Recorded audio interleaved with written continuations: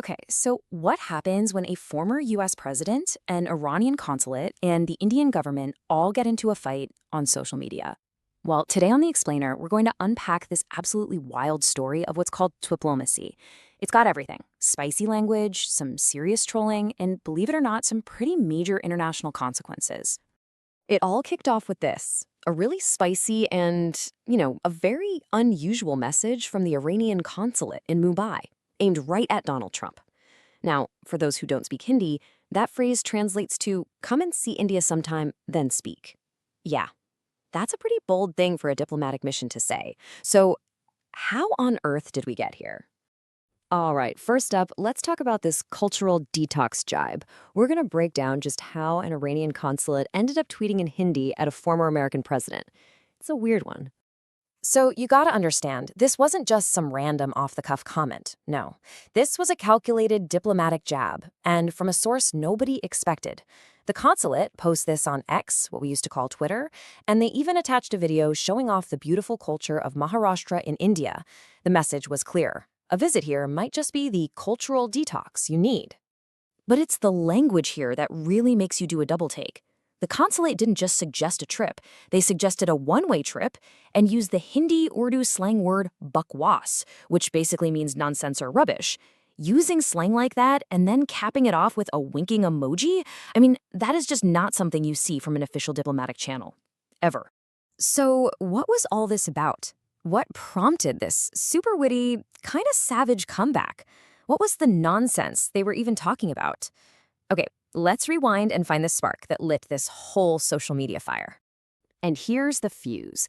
It was lit when Donald Trump reposted a podcast clip. Now look, the original words weren't his, but by sharing it with his millions and millions of followers, he was basically putting his stamp of approval on a message that was, well, let's just say it was very controversial. And yup, here's the inflammatory language that started it all. The commentator, Michael Savage, was arguing against U.S. birthright citizenship laws, and he referred to India and China as hellholes. He didn't stop there, calling their immigrants gangsters with laptops. I mean, with language that offensive, is it really any surprise that it set off a major international reaction? And just look at how fast this whole thing spiraled from one social media post into this multi-country diplomatic mess.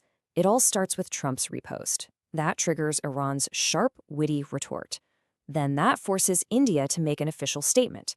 And finally, the US has to jump in and start doing damage control. It's a total diplomatic whirlwind, all in the public eye. So let's switch gears and look at India's official response. Because, as you'll see, it took a very, very different tone from Iran's witty, informal jab. See? India's Ministry of External Affairs went the classic, traditional diplomatic route. They put out a formal statement, and they condemned the remarks as uninformed, inappropriate, and in poor taste. They were making it crystal clear that this didn't reflect the real relationship between the US and India. So you see the contrast, right? Iran was mocking and trolling. India was stern, formal, and direct.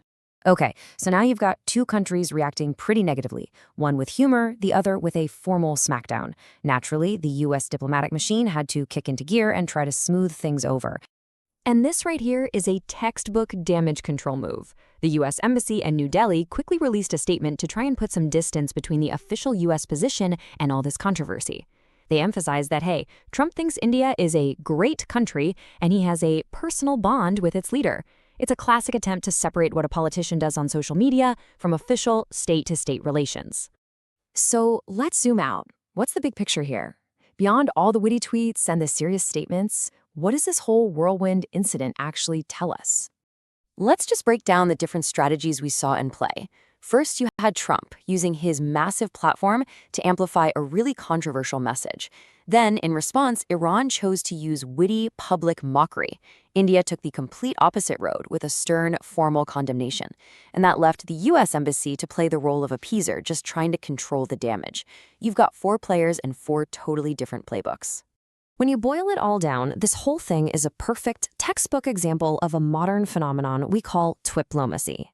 This is what happens when foreign policy isn't just for closed-door meetings anymore. It's now happening out in the open, in the public square of social media.